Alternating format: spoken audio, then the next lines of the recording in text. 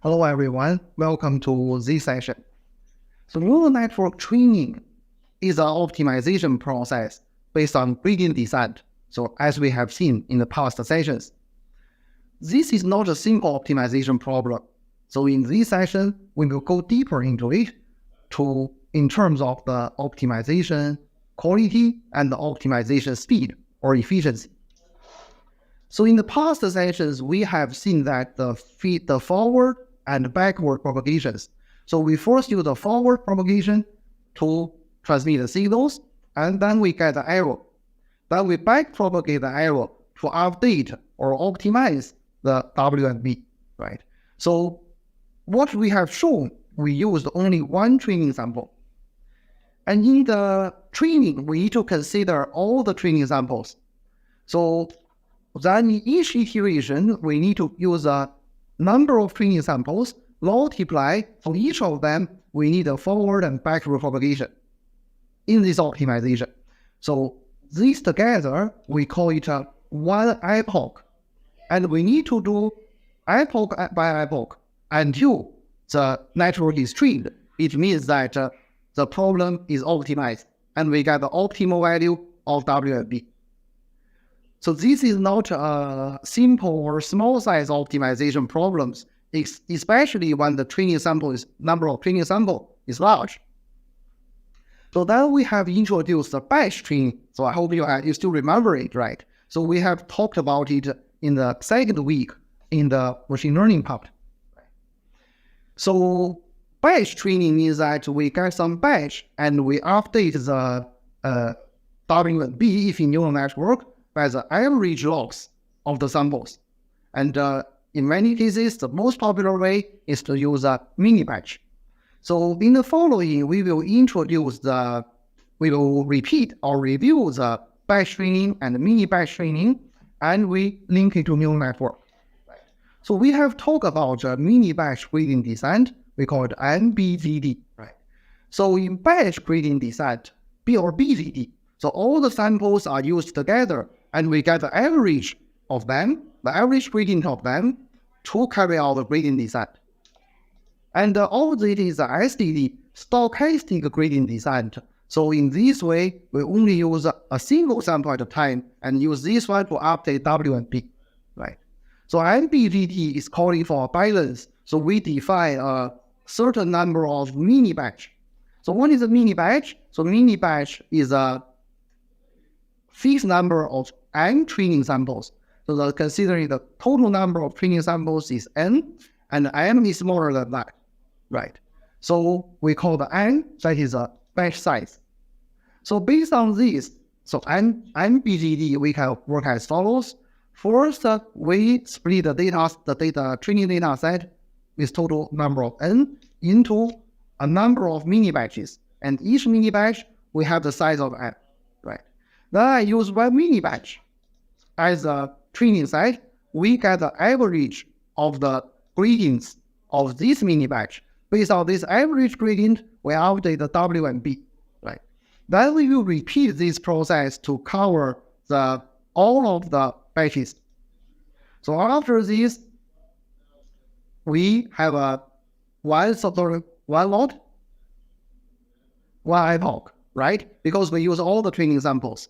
And then we need to go to epoch by epoch. So this is a whole optimization process. And in MBGD, the hyperparameter is what? Is M, right? So the mini batch size. So if the mini batch size is small, this goes to the stochastic gradient descent. The extreme case is M equals to 1. So when M is large, it goes to the batch gradient descent. So the extreme is that the batch size is M.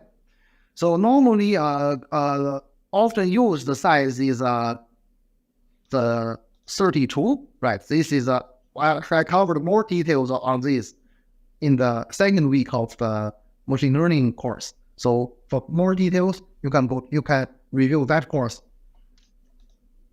So MBGD, the benefit is that it avoids the converting to local optimum to some extent, and we use less memory, as the speed is often fast. So this is how we use the training data to carry out the gradient descent. Not only is this, the gradient descent itself, the optimizer itself, can also be improved. So in the standard gradient descent, the learning rate is universal and unchanged. So what is learning rate? Is a step size in gradient descent, right? So in gradient descent, the two essential elements are the gradient and the learning rate. So the gradient tells which direction should the algorithm go, right? And the learning rate is a step size. So how large is one step? So let's first see this figure, right? Consider we are optimizing the loss function. So if the step size is small, then what it causes is that the learning is too slow, right? Because it's too small to reach this optimum. Not good. If the step size is too large, the thing is opposite. First point here, then it jumps here. Then it jumps here. It keeps jumping, right? This also affects the optimization speed and quality. So the best way is that if we can have the adaptive learning rate, so sometimes we can use a larger step to increase the speed of the optimization, and sometimes we can use small steps, to quickly get to the local refinement. So if we want to get the adaptive learning rate, right, there is an optimizer that is very widely used. We call it the AIDAC optimizer. So this optimizer, we have adaptive learning rates for different parameters. So this is based on the first and second moments of the gradients. So this algorithm is quite fast and is widely used in the neural network training or this optimization. Also in this optimization, there are some advanced topics. So here I make a general introduction and provide you some examples. So for example, one challenge is vanishing gradients. So this means in some stage of the training, for the layers far from the output layer, the gradients is very small.